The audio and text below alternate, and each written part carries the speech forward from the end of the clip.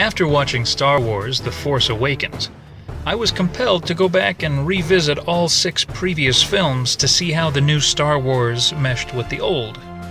I'll get to that in this series, but that's not all. I wanted to see some of the Star Wars-related media that had been released after the prequels, and find out if I had missed anything significant in what had come to be called the Star Wars Expanded Universe. What I kept hearing, though, was that the new movie, like a Death Star-sized eraser, had wiped most of that stuff from existence simply by continuing the story where Return of the Jedi left off. I have come to learn that there have been decades of books, video games, comics, TV shows, a Christmas special, and whatever else they could slap the Star Wars logo on. So how can I tell what is still considered canonical and what has been turned into officially licensed fan fiction? To find out, I went straight to Wikipedia, bastion of all Star Wars knowledge. Their entry on Star Wars canon was most enlightening. As it turns out, since the year 2000, Lucasfilm had hired Leland Chee to be keeper of the Holocron, an official database of everything Star Wars canon related.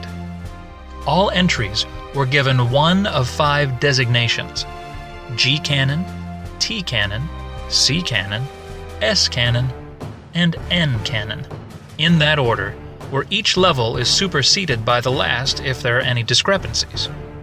Let's take a look. The G in G canon stood for George, as in Lucas. You've probably heard of that guy if you're watching this. This is the highest level of canon, and consists of everything from George himself, mainly the 6 movies, but also any statements he's made and even unpublished production notes. Below that is T canon, or television canon, which included the animated film, The Clone Wars, and the TV show of the same name. The next level is C canon, the C standing for continuity. This covers all the official Expanded Universe books, comics, and games.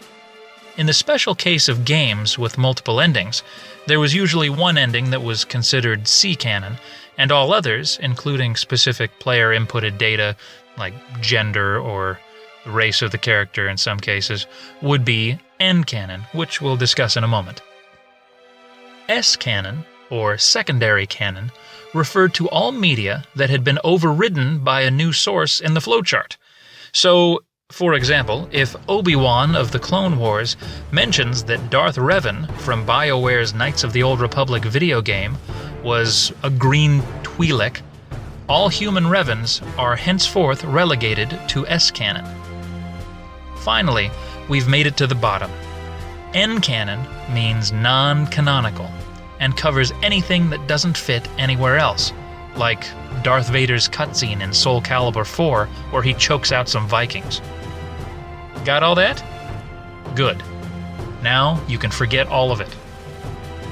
In 2014, when Disney bought Star Wars, they decreed that everything that wasn't a movie was bantha fodder. Star Wars, the new canon, included only the 6 films and the Clone Wars movie/TV show. Anything that was published after the 2014 announcement date is also canonical. There is a list in the Wikipedia article that shows everything that's still considered canon.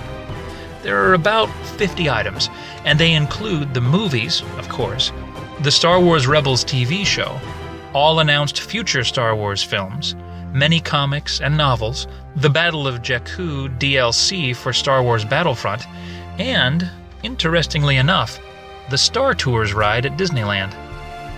Good for you, RX-24. It was my first time, too. More thoughts on Star Tours being canon in a future video. Noticeably absent is the infamous Star Wars Christmas special, which, up until 2014, I suppose, would have been T-canon. On a side note, that means Chewbacca no longer has canonical familial attachments. Ladies. I love that Wookiee. So, what does this mean for Mara Jade, Luke Skywalker's Force-sensitive lover and mother of his son, Ben Skywalker?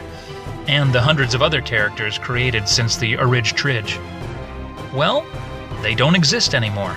Especially Ben, since his first name was taken by, spoiler warning, Han Solo and Leia Organa's son. So, that's about that. Now that we know what to look at, I'm going to start sifting through all of this to see what the new means to the old, and vice versa.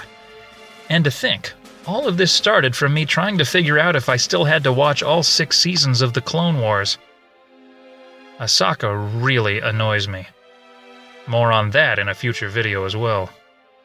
Until then, I'll be standing behind the canon. Thanks for watching. You know what to do.